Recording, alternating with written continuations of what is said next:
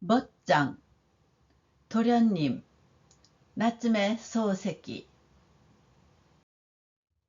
1、1、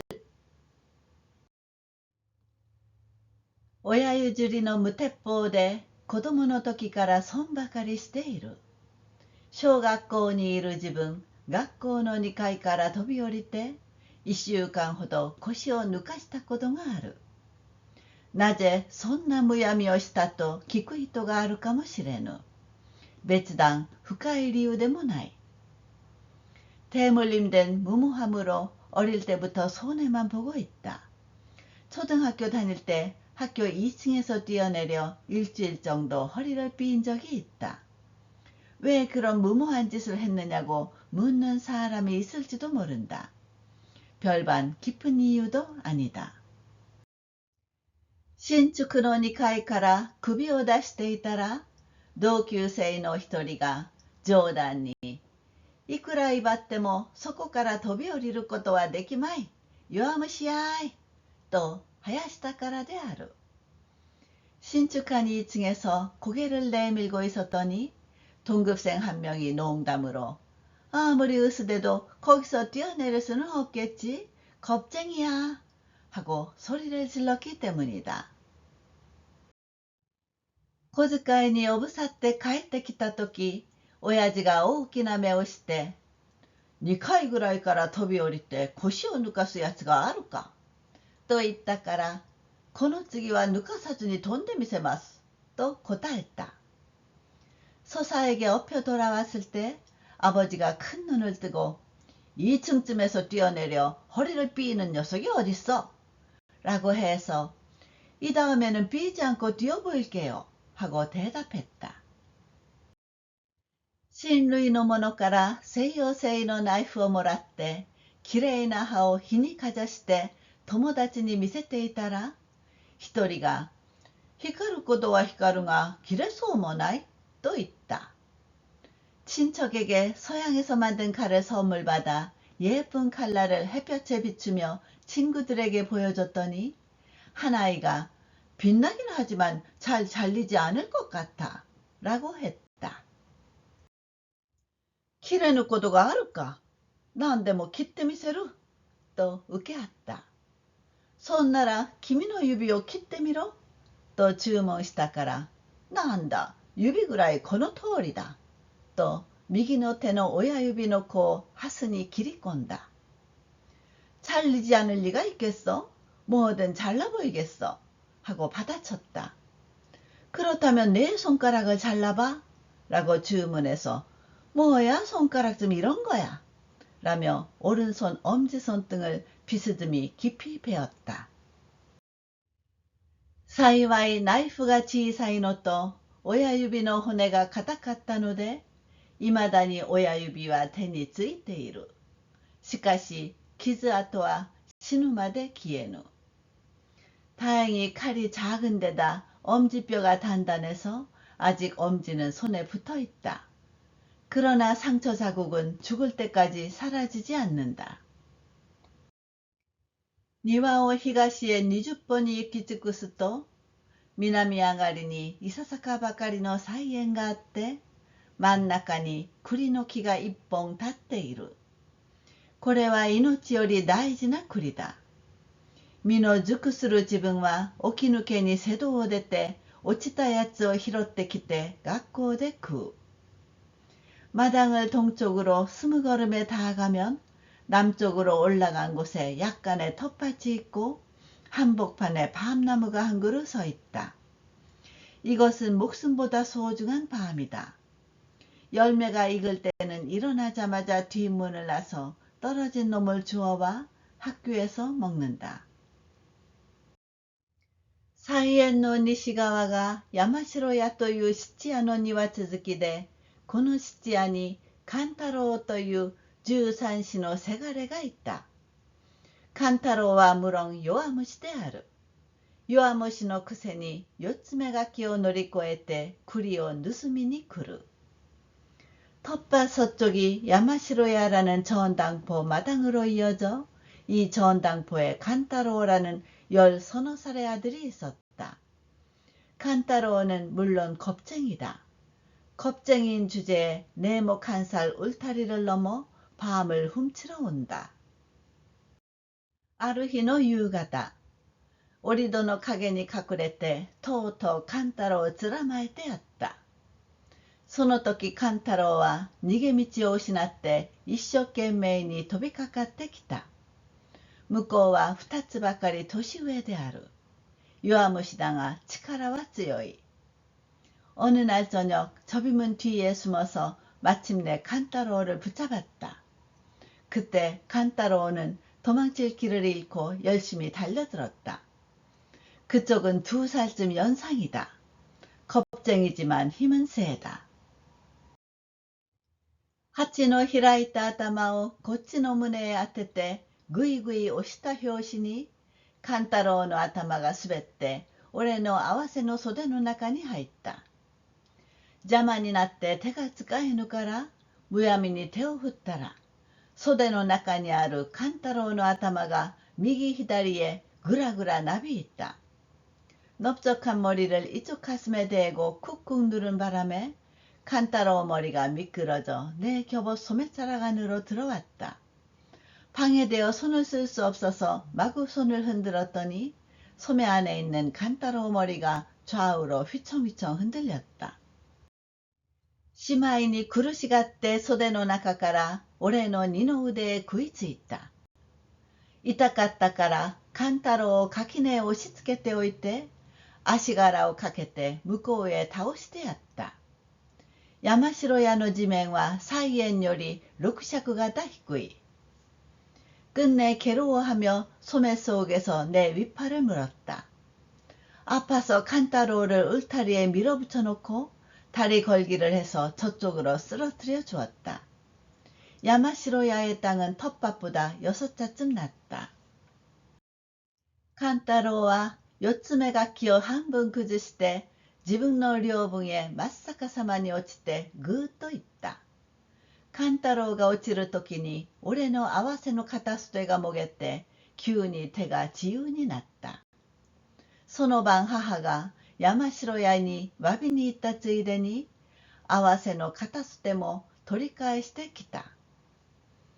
칸타로우는 네모 칸살 울타리를 반쯤 무너뜨리고 자기 영역으로 곤두박질치고는 끽 소리를 냈다.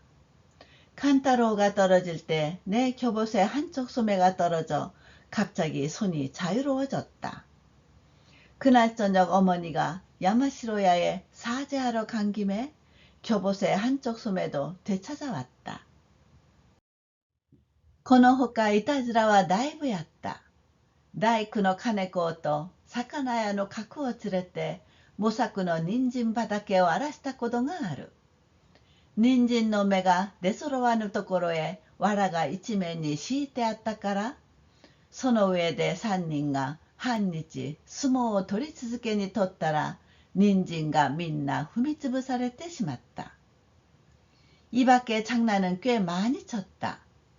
목수집 카네코와 생선 가게의 가쿠를 데리고 모사꾼의 당근밭을 엉망으로 만든 적이 있다. 당근 싹이 나기 전에 짚이 온통 깔려 있었는데 그 위에서 3명이 반나절 씨름을 계속했더니 당근이 모두 짓밟히고 말았다. 古川の持っている田んぼの井戸を埋めて尻を持ち込まれたこともある。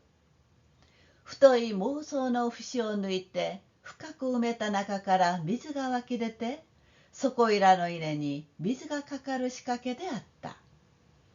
古川내 논의 우물을 메워서 문책을 당한 적도 있다. 굵은 대나무의 마디속을 파내 깊이 묻은 그 속에서 물이 솟구쳐 나와 그 근방벼에 물을 대는 장치였다. その自分はどんな仕掛けか知らぬから、石や棒ちぎれをぎゅうぎゅう井戸の中へ差し込んで、水が出なくなったのを見届けて、家へ帰って飯を食っていたら、古川が真っ赤になって怒鳴り込んできた。確か罰金を出して済んだようである。그때는 무슨 장치인지 모르니까 돌멩이와 막대기를 꾹꾹 우물 속으로 꽂아 넣어 물이 나오지 않게 된 것을 지켜보고서 집으로 돌아와 밥을 먹고 있자니 후루카와가 벌겋게 달아올라 항의하러 왔다. 아마 벌금을 내고서 끝난 것 같다. 오야지와 짓도 모레오 가와이가tteくれなかった。母は兄ばっかりひいきにしていた。この兄は矢に色が白くって芝居の真似をして女形になるのが好きだった。아버지는 조금도 나를 예뻐해 주지 않았다. 어머니는 형만 편애했다. 이 형은 유난히 색이 하얘서 연극 흉내를 내며 여자 역을 하는 것을 좋아했다. 오레오 미루타비니 고이츠와 도우세 로쿠나 모노니와 나라나이と 오야지가 있다. 람보데 람보데 유쿠사키가 안지라레르と 하하가 있다. 나를 볼 때마다 이놈은 어차피 변변치 못할 거라고 아버지가 말했다. 거칠고 거칠어 앞날이 걱정된다고 어머니가 말했다. 나루호도 로쿠나 모노니와 나라나이. ご覧の通りの始末である。行く先が案じられたのも無理はない。ただ、懲役に行かないで生きているばかりである。과연 쓸만한 건 못 된다.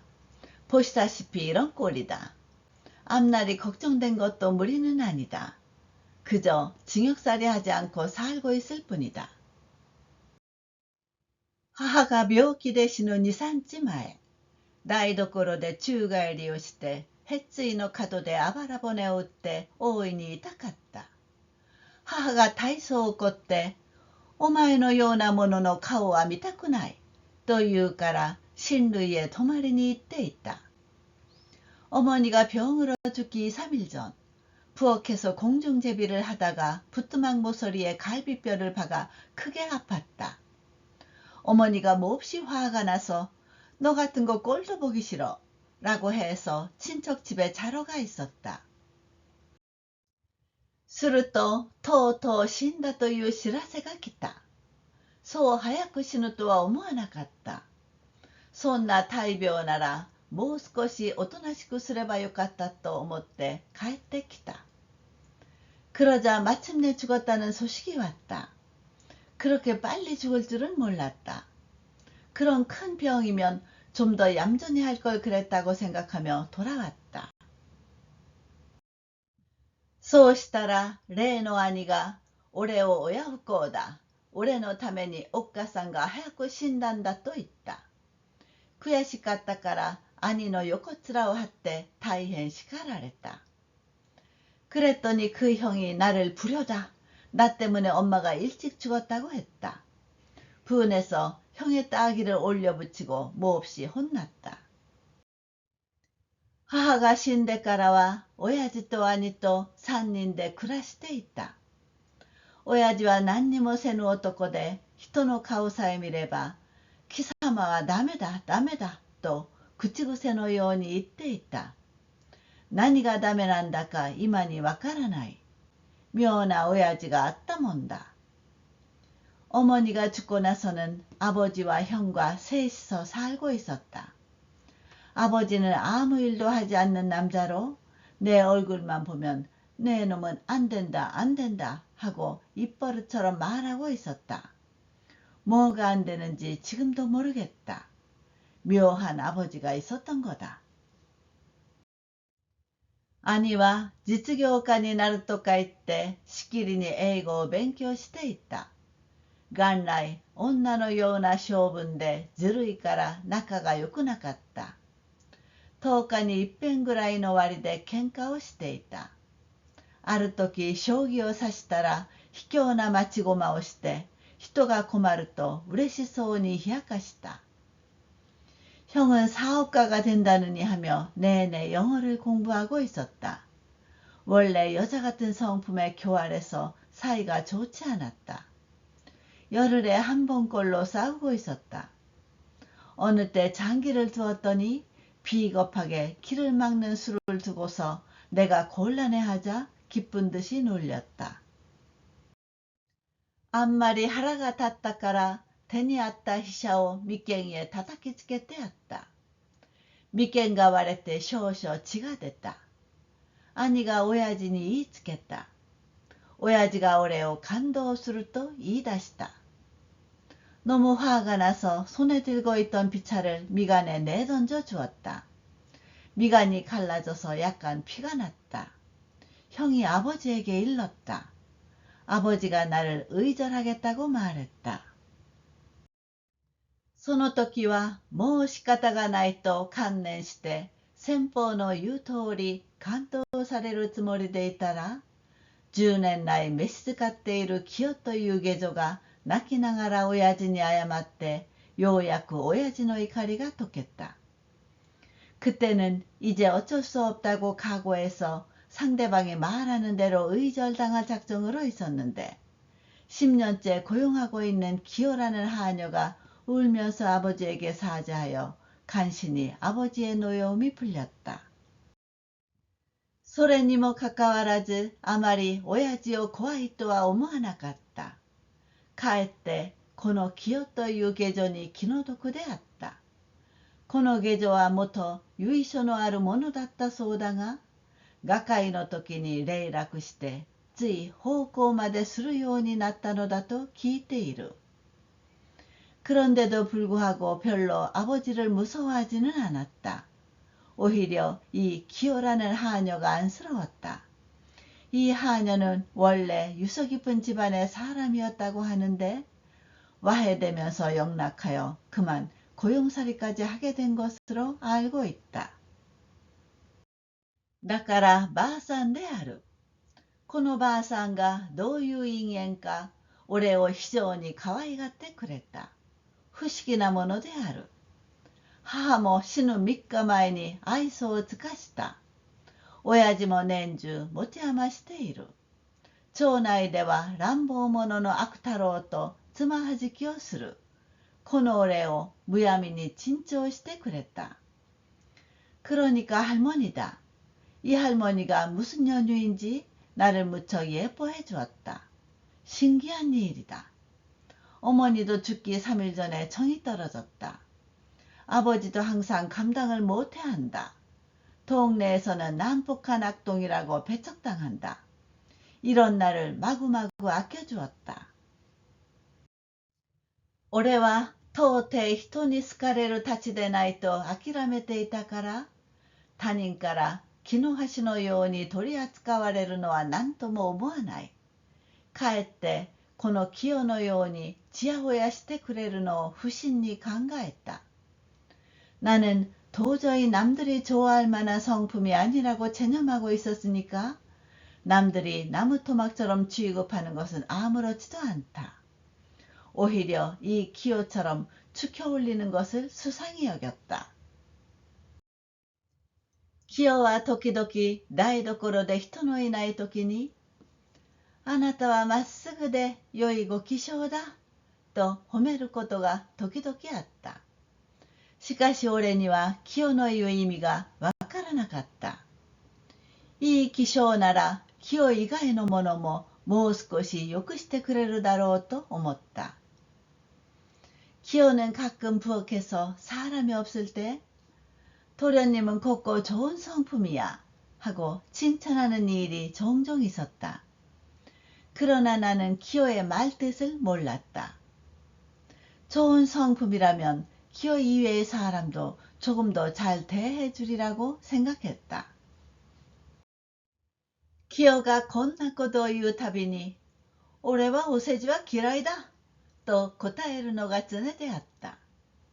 するとばあさんは、それだからいいご気性ですと言っては嬉しそうに俺の顔を眺めている。自分の力で俺を成就して誇ってるように見える。少々気味が悪かった。기호가 이런 말을 할 때마다 나는 빈말을 싫어해 하고 대답하기 일쑤였다. 그러자 할머니는 그래서 좋은 성품입니다 라고 말하며 기쁜 듯이 내 얼굴을 바라본다. 자기 힘으로 나를 제조하고 자랑스러워하는 듯이 보인다. 약간 기분 나빴다. 하하가 쉬운 데からキヨはいよいよ俺を可愛がった。時々は子供心になぜあんなに可愛がるのかと不審に思った。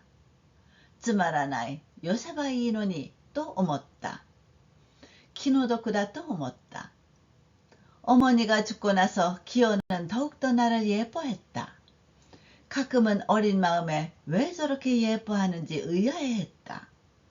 재미없다. 안 그러면 좋을 텐데 하고 생각했다. 딱하다고 생각했다.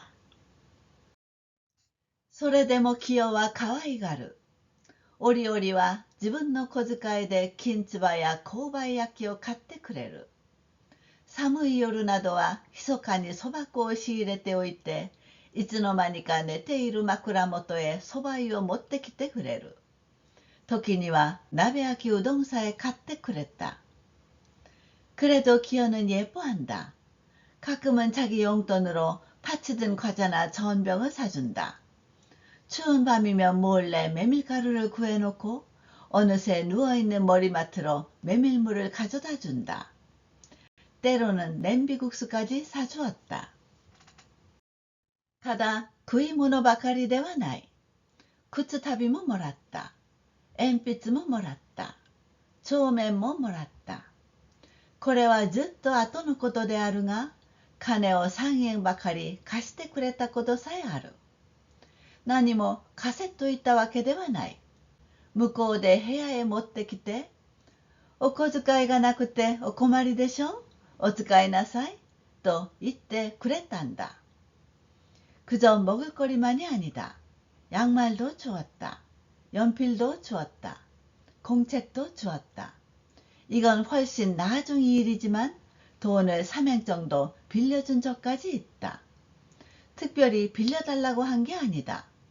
저쪽에서 방으로 가져와서 용돈이 없어서 곤란하죠? 써요. 라고 말하며 준 거다. 俺は無論いらないと言ったが、ぜひ使えと言うから借りておいた。実は大変嬉しかった。その3円をガマ口へ入れて、懐へ入れたなり便所へ行ったら、すぽりと硬貨の中へ落としてしまった。나는 물론 필요 없다고 했는데 아무쪼록 쓰라고 해서 빌려놨다. 사실은 너무 기뻤다. 그 사면을 돈 지갑에 넣어 품속에 넣은 채 변소에 갔다가 쏙 변기 속으로 떨어뜨리고 말았다. 仕方がないからのそのそ出てきて、実はこれこれだとキヨに話したところが、キヨは早速竹の棒を探してきて、取ってあげますと言った。しばらくすると井戸端でジャージャー音がするから出てみたら、竹の先へガマ口の紐を引きかけたのを水で洗っていた。어쩔 수 없어 슬금슬금 나와서 실은 이러이러하다고 기호에게 말했더니 기호는 당장 대나무 막대기를 찾아와서 건져주겠다고 했다. 잠시 후 우물가에서 싹싹 소리가 나서 나가보니 대나무 끝에 돈 지갑에 끈을 그은 것을 물로 씻고 있었다. それから口を開けて一円札を改めたら茶色になって模様が消えかかっていった。キヨは火鉢で乾かして、これでいいでしょと出した。ちょっと嗅いでみて、臭いやと言ったら、それじゃお出しなさい、取り替えてきてあげますから、と、どこでどうごまかしたのか、札の代わりに銀貨を3円持ってきた。그러고서 입구를 열어 1엔짜리 지폐를 확인했더니 갈색이 되어 무늬가 사라질 것 같았다. 기어는 화로에 말려서 이걸로 괜찮겠지? 라며 내밀었다. 좀 냄새를 맡아보고 쿠려 라고 했더니 그럼 내놔요. 바꿔다 드릴 테니 라며 어디서 어떻게 속였는지 지폐 대신 은하를 사면 가져왔다. この3円は何に使ったか忘れてしまった。今に返すよと言ったきり返さない。今となっては10倍にして返してやりたくても返せない。이 사면은 어디에 썼는지 잊어버렸다. 금방 갚을게 라고 말한 채 안 갚았다. 지금으로서는 10배로 갚아주고 싶어도 갚을 수 없다. 清が物をくれるときには必ず親父も兄もいないときに限る。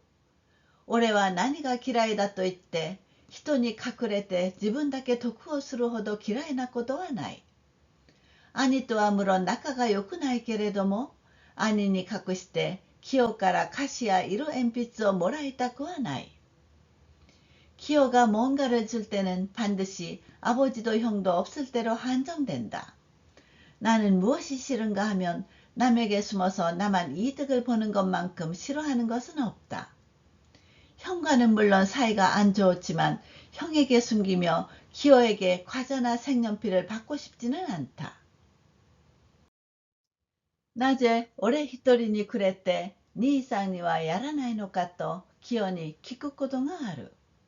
すると清は済ましたもので、お兄様はお父様が買っておあげなさるから構いませんと言う。これは不公平である。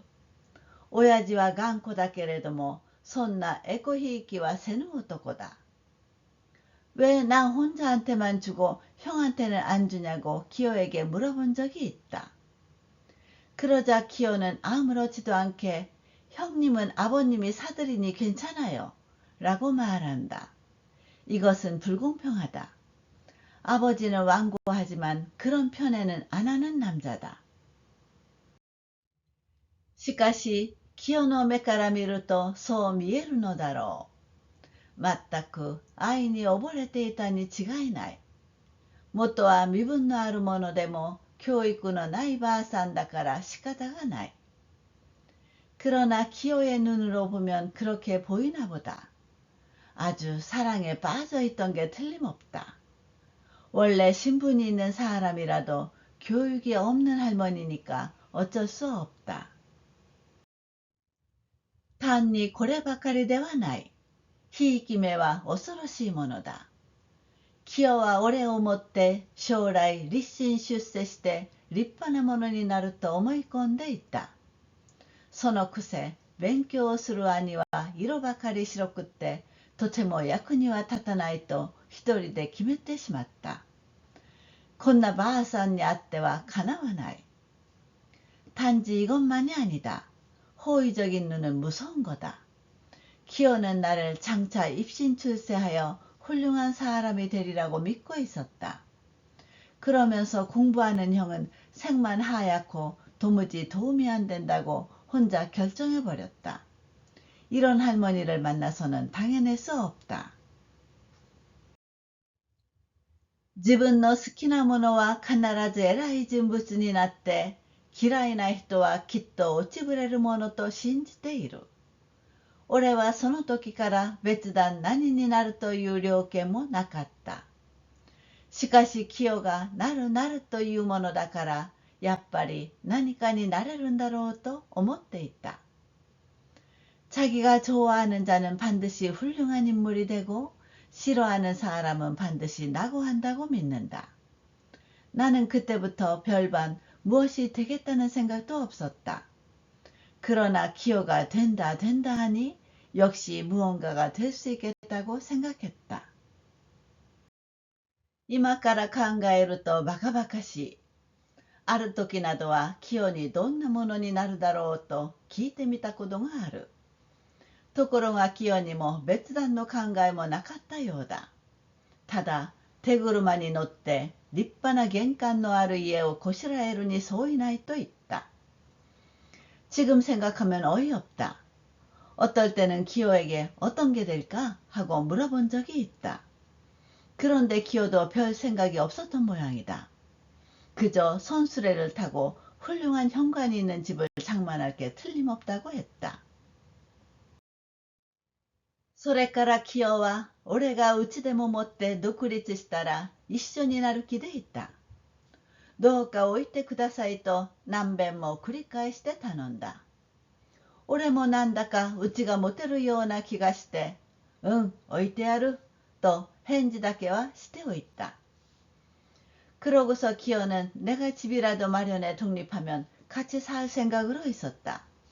제발 있게 해달라고 몇 번이고 되풀이해서 부탁했다. 나도 왠지 집을 마련할 수 있을 것 같아서 응, 있게 해줄게 하고 대답만은 해주었다. ところがこの女はなかなか想像の強い女で、あなたはどこがお好き？麹町ですか？麻布ですか？お庭へブランコをこしらえ遊ばせ、西洋馬は一つでたくさんです。などと勝手な計画を一人で並べていた。그런데 이 여자는 꽤 상상력이 강한 여자여서 도련님은 어디가 좋아요? 코지마찌인가요? 아자부인가요? 정원에 그네를 만드세요. 서양식 방은 하나면 충분해요. 라는 등 제멋대로 계획을 혼자 늘어놓고 있었다. その時はうちなんか欲しくもなんともなかった。西洋館も日本建ても全く不要であったから、そんなものは欲しくないといつでも清に答えた。すると、あなたは欲が少なくって心がきれいだと言ってまた褒めた。清は何と言っても褒めてくれる。그때는 집 같은 거 갖고 싶지도 아무렇지도 않았다. 서양관도 일본식 건물도 전혀 필요 없었으니까 그런 것은 갖고 싶지 않다고 언제나 기호에게 대답했다. 그러자 도련님은 욕심이 적고 마음이 깨끗하다며 또 칭찬했다. 기호는 뭐라고 해도 칭찬해준다. 하하가死んでから5、6年の間はこの状態で暮らしていた。親父には叱られる。兄とは喧嘩をする。清には貸しをもらう。時々褒められる。別に望みもない。これでたくさんだと思っていた。他の子供も一概にこんなものだろうと思っていた。어머니가 죽고 나서 5, 6년 동안은 이 상태로 살고 있었다. 아버지에겐 혼난다. 형과는 싸운다. 기어는 과자를 준다. 가끔 칭찬해준다. 별로 바라는 것도 없다. 이걸로 충분하다고 생각했다. 다른 아이들도 대체로 이런 줄 알았다. 가다 기어가何かにつけてあなたはかわいそうだ、不幸せだとむやみに言うものだから、それじゃかわいそうで不幸せなんだろうと思った。その他に苦になることは少しもなかった。ただ、親父が小遣いをくれないには並行した。다만 기어가 걸핏하면 도련님은 불쌍하다, 불행하다고 자꾸 말하니까 그러면 불쌍하고 불행한 것이겠거니 생각했다. 그 밖에 마음에 걸리는 것은 조금도 없었다. 다만 아버지가 용돈을 주지 않는 것에는 두 손 들었다. 하하가 死んでから6年目の正月に親父も卒中で亡くなった。その年の4月に俺はある私立の中学校を卒業する。6月に兄は商業学校を卒業した。兄はなんとか会社の九州の支店に口があって行かなければならん。어머니가 죽고 나서 6년째 정월에 아버지도 뇌졸중으로 돌아가셨다. 그해 4월에 나는 어느 사립중학교를 졸업했다. 6월에 형은 상업학교를 졸업했다. 형은 뭐라는 회사 규슈 지점에 자리가 있어서 가야 한다. 俺は東京でまだ学問をしなければならない。兄は家を売って財産を片付けて認知へ出立すると言い出した。俺はどうでもするがよかろうと返事をした。どうせ兄の厄介になる気はない。나는 도쿄에서 아직 공부해야 한다. 형은 집을 팔아 재산을 정리하고 임지로 떠나겠다고 말을 꺼냈다. 나는 아무렇게나 하면 된다고 대답했다. 어차피 형의 신세를 질 생각은 없다. 世話をしてくれるにしたところで喧嘩をするから向こうでも何とか言い出すに決まっている。生地保護を受ければこそこんな兄に頭を下げなければならない。牛乳配達をしても食ってられると覚悟をした.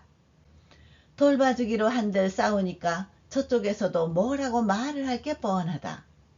어설피 보호를 받으면 이런 형에게 고개를 숙여야 한다. 우유 배달을 해도 먹고 살 수 있다고 각오를 다졌다.兄はそれから道具屋を呼んできて、戦争代々のガラクタを二足三門に売った。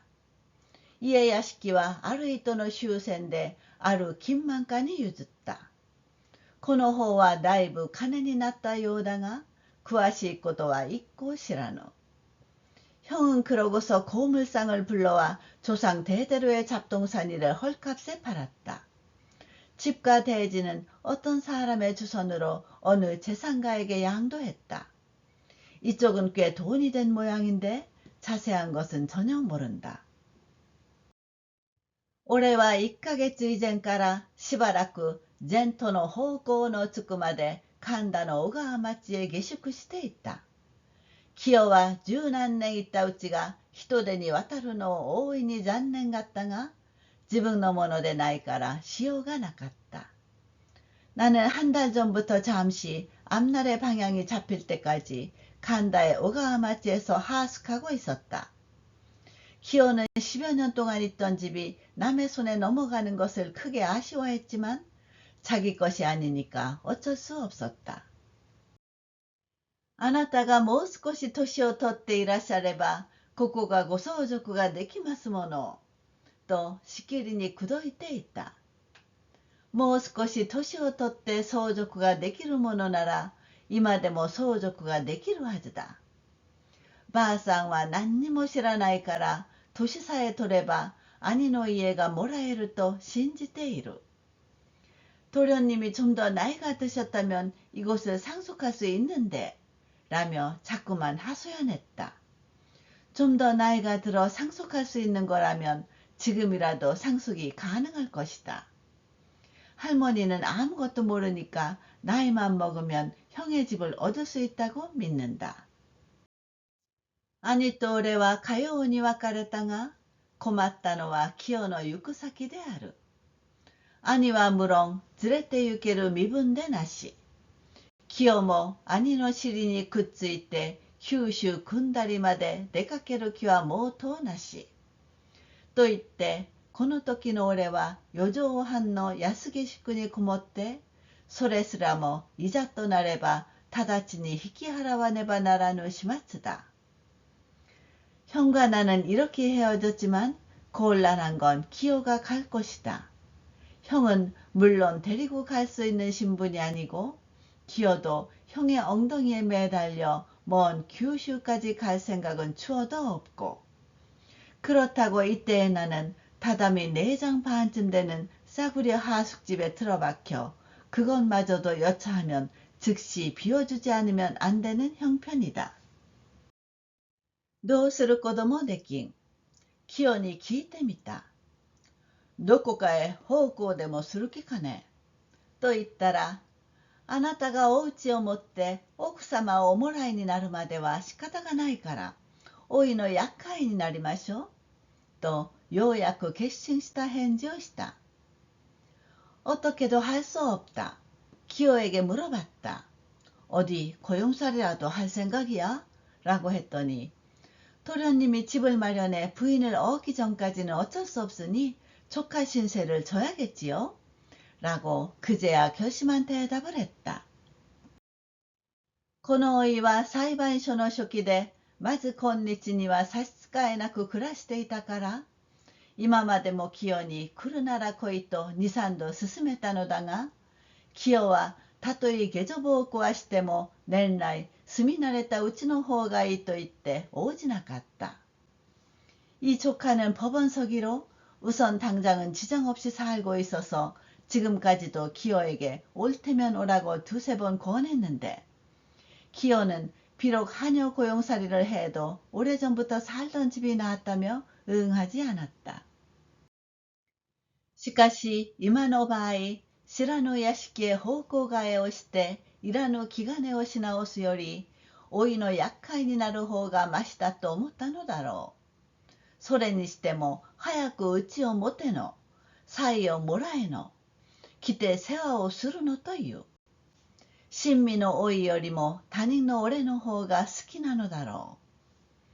그러나 지금의 경우 모르는 집에 고용살이를 바꿔 들어가 불필요한 눈치를 다시 보는 것보다 조카 신세를 지는 게 나았다고 생각했을 것이다. 그러나 저러나 빨리 집을 가져라.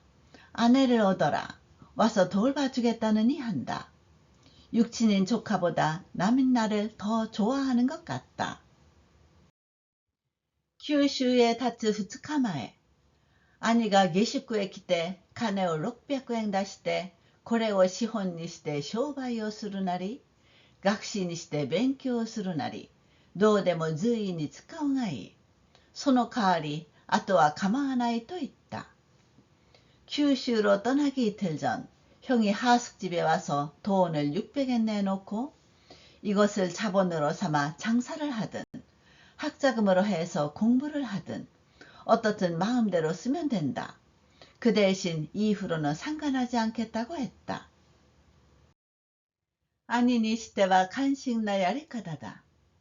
何の600円ぐらいもらわんでも困りはせんと思ったが、例に似ぬ淡白な処置が気に入ったから礼を言ってもらっておいた。형치고는 기특한 방법이다. 그깟 600엔 정도 안 받아도 곤란하지 않다고 생각했지만 여느 때와 다른 담백한 조치가 마음에 들어 인사말을 하고 받아두었다. 아니와 それから50円出してこれをついでに清に渡してくれと言ったから意義なく引き受けた。2日経って新橋の停車場で別れたきり兄にはその後一遍も会わない。 형은 그러고서 50엔을 꺼내 이를 내친 김에 기호에게 전해달라고 해서 이의 없이 또 맡았다. 이틀 지나 신바시 정거장에서 헤어진 후 형하고는 그 후 한 번도 만나지 않는다. 올해와 600円の使用法について寝ながら考えた。商売をしたってめんどくさくってうまくできるものじゃなし。ことに600円の金で商売らしい商売がやれるわけでもなかろう。よしやれるとしても今のようじゃ人の前へ出て教育を受けたと言われないからつまり損になるばかりだ。나는 600엔 사용법에 대해 자면서 생각했다. 장사를 한들 귀찮아서 잘할 것도 아니고 특히 600엔의 돈으로 장사다운 장사를 할 수 있는 것도 아닐 것이다. 비록 한다고 해도 지금 같으면 남들 앞에 나서서 교육받았다고 으스댈 수 없으니 결국 손해일 뿐이다. 資本などはどうでもいいからこれを学士にして勉強してやろう。600円を3に割って1年に200円ずつ使えば3年間は勉強ができる。3年間一生懸命にやれば何かできる。 자본 같은 건 아무래도 좋으니까 이걸 학자금으로 해서 공부해주마. 600엔을 셋으로 나누어 1년에 200엔씩 쓰면 3년간은 공부할 수 있다. 3년 동안 열심히 하면 무언가 할 수 있다. それからどこの学校へ入ろうと考えたが、学問は将来どれもこれも好きでない。ことに語学とか文学とかいうものはまっぴらごめんだ。新大使などときては20行あるうちで1行もわからない。 그러고서 어느 학교에 들어갈까 생각했으나 학문은 본디 이도저도 좋아하지 않는다. 특히 어학이니 문학이니 하는 것은 딱 질색이다. 신체시 등이 나오면 20줄 중에 한 줄도 모른다. どうせ嫌いなものなら何をやっても同じことだと思ったが、幸い物理学校の前を通りかかったら生徒募集の広告が出ていたから何も縁だと思って規則書をもらってすぐ入学の手続きをしてしまった。今考えるとこれも親譲りの無鉄砲から起こった失策だ。 어차피 싫어하는 거라면 뭘 해도 마찬가지라고 생각했는데 운 좋게 물리학교 앞을 지나가다 보니 학생 모집 광고가 나와 있어서 모두 인연이라 생각해 규칙서를 받아서 곧장 입학 절차를 밟고 말았다. 지금 생각하면 이것도 대물림된 무모함에서 빚어진 실책이다. 3年間まあ人並みに勉強はしたが別段たちのいい方でもないから席順はいつでも下から勘定する方が便利であった。しかし不思議なもので3年経ったらとうとう卒業してしまった。自分でもおかしいと思ったが苦情を言うわけもないからおとなしく卒業しておいた。3년간 뭐 남들처럼 공부는 했으나 별반 성적이 좋은 편도 아니어서 석차는 언제나 끝에서부터 계산하는 편이 편리했다. 그러나 신기하게도 3년이 지나자 마침내 졸업해버렸다.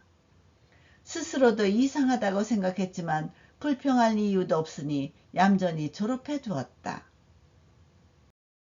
卒業してから8日目に校長が呼びに来たから何か用だろうと思って出かけていったら四国あたりのある中学校で数学の教師がいる。月給は40円だが行ってはどうだという相談である。졸업한 지 8일째 되는 날에 교장이 부르러 왔기에 뭔가 볼 일 있겠지 싶어 나갔더니 시코쿠 언저리의 어느 중학교에서 수학교사가 필요하다. 월급은 40엔인데 가는 게 어떻겠나 하는 의논이다. 俺は3年間学問はしたが、実を言うと教師になる気も田舎へ行く考えも何もなかった。もっとも教師以外に何をしようというあてもなかったから、この相談を受けたとき、行きましょうと即席に返事をした。これも親譲りの無鉄砲がたたったのである。나는 3년간 학문을 했으나 사실을 말하면 교사가 될 생각도 시골에 갈 생각도 아무것도 없었다. 하긴 교사 말고는 뭘 하겠다는 목표도 없었으니까 이 의논을 받았을 때 가겠습니다 하고 즉석에서 대답했다. 이것도 대물림의 무모함이 저지른 것이다. 引き受けた以上は赴任せねばならぬ。この3年間は四畳半に蟄居して小言はただの一度も聞いたことがない。喧嘩もせずに済んだ。俺の生涯のうちでは比較的のんきな稚拙であった。또 맡은 이상은 부임하지 않으면 안 된다. 이 3년간은 다담이 4장 반방에 집거하면서 잔소리는 단 한 번도 들은 적이 없다. 싸우지도 않고 지냈다. 내 인생 중에서는 비교적 무사태평한 시기였다. しかしこうなると四畳半も引き払わなければならん。生まれてから東京以外に踏み出したのは同級生と一緒に鎌倉へ遠足した時ばかりである。今度は鎌倉どころではない。大変な遠くへ行かねばならぬ。하지만 이렇게 되면 내장 반도 비워야 한다. 태어나서 도쿄 밖으로 발을 뗀 것은 동급생과 함께 가마쿠라로 소풍 갔을 때뿐이다. 이번에는 가마쿠라 정도가 아니다. 아주 먼 곳으로 가야 한다. 地図で見ると海浜で針の先ほど小さく見える。どうせろくなところではあるまい。どんな町でどんな人が住んでるかわからん。わからんでも困らない。心配にはならぬ。ただ行くばかりである。もっとも少々面倒くさい。지도로 보면 해변으로 바늘끝만큼 작아 보인다. 어차피 변변한 곳은 아니겠지. 어떤 동네이고 어떤 사람이 사는지 모른다. 몰라도 별 문제 없다. 걱정은 되지 않는다. 그냥 갈 뿐이다. 다만 좀 귀찮다. 家を畳んでからも清のところへは折々行った。清の老いというのは存外結構な人である。俺が行くたびに折りさえすれば何くれともてなしてくれた。집을 정리하고 나서도 기어한테는 가끔 갔다. 기어의 조카라는 이는 의외로 괜찮은 사람이다. 내가 갈 때마다 있기만 하면 이것저것 환대해 주었다. 기어와俺を前置いていろいろ俺の自慢をおいに聞かせた。今に学校を卒業すると麹町あたりへ屋敷を買って役所へ通うのだ。などと吹聴したこともある。기어는 나를 앞에 두고 이런저런 내 자랑을 조카에게 들려주었다.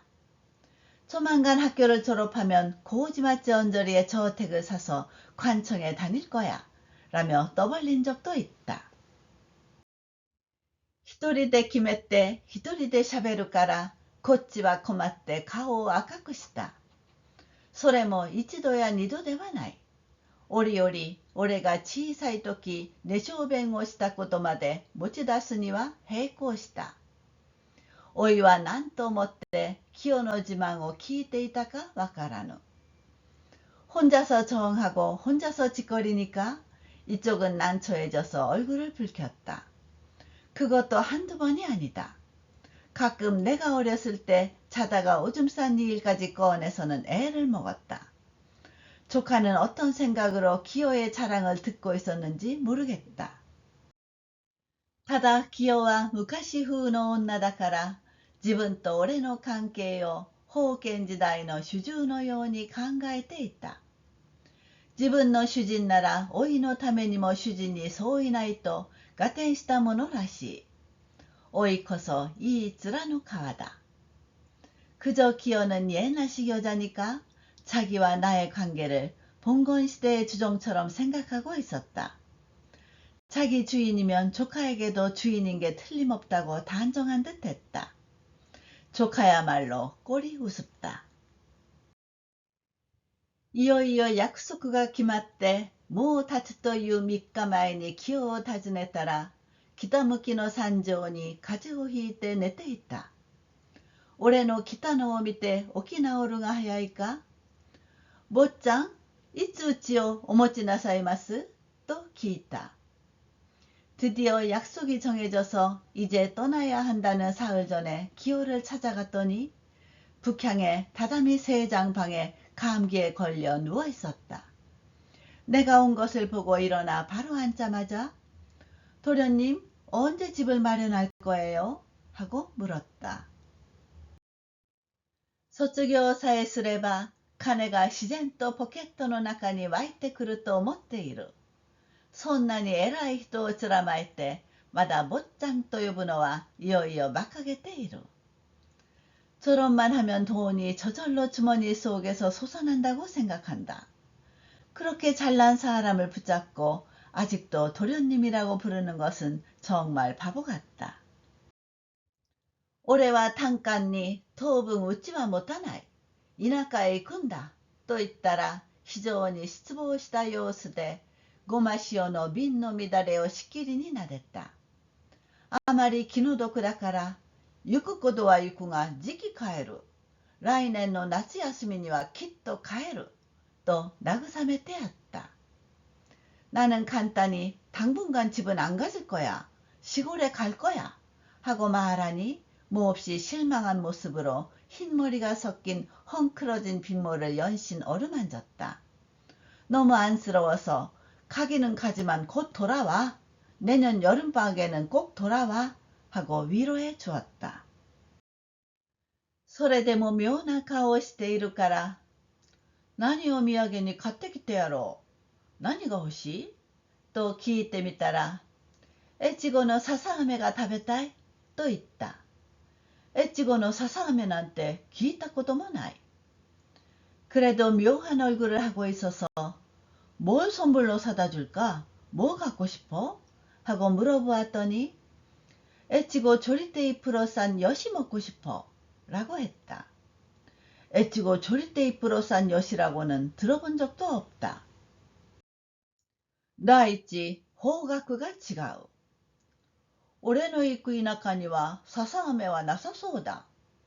と言って聞かしたら、そんならどっちの見当ですと聞き返した。西の方だよと言うと、箱根の先ですか手前ですかと問う。ずいぶん持て余した。첫째 방향이 다르다. 내가 가는 시골에는 조리테이프로 산 엿이 없을 것 같아. 하고 알려줬더니 그렇다면 어느 쪽 방향이에요? 하고 되물었다. 서쪽이야 라고 말하자 학원에 저쪽인가요? 이쪽인가요? 라고 묻는다. 꽤 애먹었다. 出立の日には朝から来ていろいろ世話を焼いた。来る途中、小物屋で買ってきた歯磨きと用紙と手ぬぐいをズックのカバンに入れてくれた。そんなものはいらないと言ってもなかなか承知しない。떠나는 날에는 아침부터 와서 여러 가지로 도와주었다. 오는 길에 잡화점에서 사온 치약과 이쑤시개와 수건을 즈크 가방에 넣어주었다. 그런 물건은 필요 없다고 해도 좀처럼 말을 안 듣는다.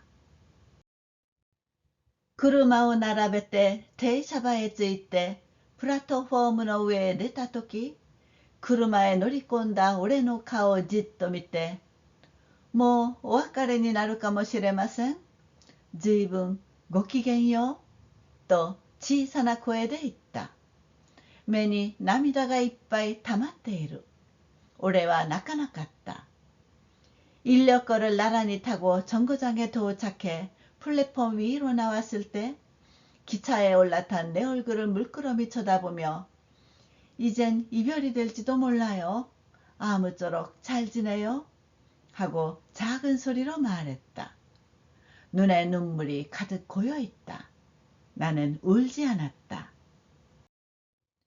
しかしもう少しで泣くところであった。汽車がよっぽど動き出してから、もう大丈夫だろうと思って窓から首を出して振り向いたら、やっぱり立っていた。なんだか大変小さく見えた。그러나 하마터면 울 뻔했다. 기차가 꽤 움직이기 시작하고 나서 이제 괜찮을 것 같아서 창문에서 고개를 내밀고 돌아보니 아니나 다를까 서 있었다. 왠지 엄청 작아 보였다.